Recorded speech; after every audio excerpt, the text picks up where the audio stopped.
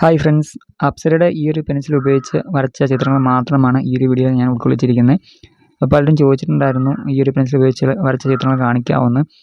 നിങ്ങൾക്ക് നോക്കിയാൽ മനസ്സിലാക്കാൻ സാധിക്കും, ഈ ഒരു ചാനൽ തുടങ്ങിയ സമയത്തെല്ലാം കൂടുതലും ഞാൻ ഈ ഒരു പെൻസിൽ ഉപയോഗിച്ച് വരച്ച ചിത്രങ്ങളാണ് കാണാനായിട്ട് സാധിക്കുക.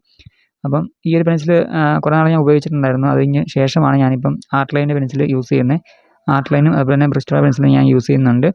ഈ രണ്ട് പെൻസിലും യൂസ് ചെയ്ത് നോക്കിയിട്ടും കുഴപ്പമൊന്നുമില്ല, നല്ല പെൻസിൽ തന്നെയാണ്. അപ്പോൾ നിങ്ങൾ വരച്ച് തുടങ്ങുന്ന ആൾക്കാരൊക്കെ ആണെങ്കിൽ നിങ്ങൾക്ക് ഈ അപ്സരയുടെ പെൻസിലൊക്കെ തന്നെ മതിയാകും. അതാണ് ഞാൻ പറഞ്ഞത്. അപ്പോൾ ഈ ഒരു വീഡിയോ എന്ന് വെച്ച് കഴിഞ്ഞാൽ നിങ്ങൾക്കൊരു മോട്ടിവേഷൻ ആയിട്ട് ചെയ്യുന്ന വീഡിയോ ആണ്. പലരും ഒരുപാട് ഡ്രോയിങ് മെറ്റീരിയൽസൊക്കെ വാങ്ങി വെച്ചിട്ട് ഡ്രോയിങ് സ്റ്റാർട്ട് ചെയ്യുന്ന ആൾക്കാരാണ് കൂടുതലും. അപ്പോൾ അതിൻ്റെ ആവശ്യമൊന്നുമില്ല എന്ന് നിങ്ങൾക്ക് കാണിക്കാൻ വേണ്ടിയിട്ടാണ് ഞാൻ ഈ വീഡിയോ ചെയ്യുന്നത്. അപ്പോൾ ഇതിലെ പല ഡ്രോയിങ് നിങ്ങൾക്ക് കണ്ടു കഴിഞ്ഞാൽ മനസ്സിലാക്കാനായിട്ട് സാധിക്കും. നമുക്ക് ഇപ്പം മുടിയുടെ കാര്യത്തിലൊക്കെ നോക്കുവാണെങ്കിൽ ആ ഒരു കറുപ്പ് നല്ല രീതിയിൽ വന്നിട്ടില്ലെന്ന് മാത്രമേ ഉള്ളൂ. ബാക്കിയൊക്കെ നമുക്ക് അത്യാവശ്യം നല്ല രീതിയിൽ തന്നെ ചെയ്യാനായിട്ട് സാധിച്ചിട്ടുണ്ട്. പിന്നെ ഷെയ്ഡിങ് ആണെങ്കിലും നമുക്ക് അത്യാവശ്യം നല്ല രീതിയിൽ ചെയ്യാൻ സാധിച്ചിട്ടുണ്ട്. അപ്പോൾ ഓരോ കാര്യങ്ങളും നമ്മൾ ആ ഒരു ഉള്ള ടൂൾസ് വെച്ച് സെറ്റാക്കി വന്നതാണ്. അപ്പോൾ നിങ്ങൾക്ക് ഡ്രോയിങ് ഒക്കെ പഠിക്കാൻ താല്പര്യം ഉണ്ടെങ്കിൽ ഈ ചാനൽ മറക്കാതെ സബ്സ്ക്രൈബ് ചെയ്യാനും ഇതിനകത്തിരുന്ന വീഡിയോസ് നിങ്ങൾ കറക്റ്റായിട്ട് ഫോളോ ചെയ്ത് പ്രാക്ടീസ് ചെയ്യുവാണെങ്കിൽ നിങ്ങൾക്ക് നല്ല രീതിയിൽ ഡ്രോയിങ് ചെയ്യാനും അതുപോലെ നല്ല രീതിയിൽ ആർട്ടിസ്റ്റായി നിങ്ങൾക്ക് മാറാനും സാധിക്കുന്നതായിരിക്കും. പിന്നെ നിങ്ങളുടെ ഫ്രണ്ട്സൊക്കെ ഉണ്ടെങ്കിൽ ഡ്രോയിങ് പഠിക്കാൻ താല്പര്യമുള്ള ഫ്രണ്ട്സ് എല്ലാം ഉണ്ടെങ്കിൽ അതിലേക്ക് വീഡിയോ ഷെയർ ചെയ്ത് സപ്പോർട്ട് ചെയ്യുക. വീഡിയോ ഇഷ്ടമായി ലൈക്ക് ചെയ്യാനും കമൻറ്റ് ചെയ്യാനും മറക്കുകയും ചെയ്യരുത്. പിന്നെ പലരും എന്നോട് ഇൻസ്റ്റാഗ്രാം വഴിയൊക്കെ ചോദിക്കുന്നൊരു കാര്യമാണ്, ഡ്രോയിങ് എങ്ങനെ നല്ല രീതിയിൽ പഠിക്കാൻ പറ്റും, അല്ലെങ്കിൽ ഡ്രോയിങ് പഠിക്കാൻ പ്രത്യേകിച്ച് ട്രിക്കോ കാര്യങ്ങളോ വല്ലതും ഉണ്ടോ എന്ന് ചോദിക്കാറുണ്ട്. അപ്പോൾ ഡ്രോയിങ്ങിന് പ്രത്യേകിച്ച് അങ്ങനെ ട്രിക്കോ കാര്യങ്ങളൊന്നും ഇല്ല. നമുക്കിപ്പോൾ ഈ ഒരു ഡ്രോയിങ് ചെയ്യണമെങ്കിൽ അല്ലെങ്കിൽ ഔട്ട്ലൈൻ ചെയ്യാൻ വേണ്ടിയിട്ട് നമുക്ക് ഇങ്ങനെ ഗ്രിഡ് മെത്തേഡ് അങ്ങനെയുള്ള ഒരു മെത്തേഡൊക്കെ യൂസ് ചെയ്ത് ഔട്ട്ലൈൻ ചെയ്യാമെന്ന് മാത്രമേ ഉള്ളൂ. അല്ലാതെ നമുക്ക് അതിന് പ്രത്യേകിച്ച് ട്രിക്കോ കാര്യങ്ങളൊന്നും ഇല്ല. നമ്മൾ ഡ്രോയിങ് നല്ല രീതിയിൽ പ്രാക്ടീസ് ചെയ്ത് ഇമ്പ്രൂവ് ചെയ്ത് വരിക എന്ന് മാത്രമേ ഉള്ളൂ അതിനകത്ത് പറയാനുള്ളൂ.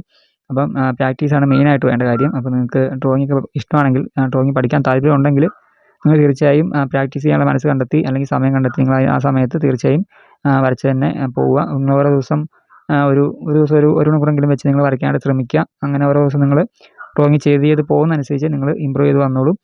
അല്ലാണ്ട് നമ്മളിപ്പം ഒരു ഡ്രോയിങ് വീഡിയോ കണ്ടാലോ അല്ലെങ്കിൽ ഒരു ഡ്രോയിങ് ക്ലാസ്സിന് പോയിട്ടോ ഒന്നും പ്രത്യേകിച്ച് നമുക്ക് കാര്യമില്ല.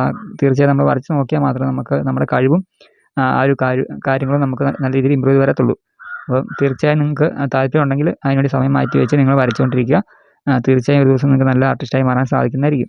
അതുപോലെ ഒരുപാട് പേര് കമൻറ്റ് ചെയ്യുന്നുണ്ട് ഓരോരുത്തർ വരയ്ക്കാൻ വേണ്ടിയിട്ട്. അപ്പോൾ വീഡിയോയിൽ എനിക്ക് കുറച്ച് വർക്ക് വന്നുകൊണ്ട് അതിൻ്റെ എല്ലാം പുറകെ ആയിരുന്നു. അപ്പം അതെല്ലാം വരച്ച് കൊടുക്കാൻ വേണ്ടി ഉണ്ടായിരുന്നു. അപ്പം ആ ഒരു സമയത്ത് നല്ല രീതിയിൽ തലവേദനയും കാര്യങ്ങളൊക്കെ ആയിട്ട് ഇരുന്നുകൊണ്ട് പിന്നീട് എനിക്ക് വീഡിയോ ചെയ്യാൻ സാധിച്ചില്ല യൂട്യൂബിൽ.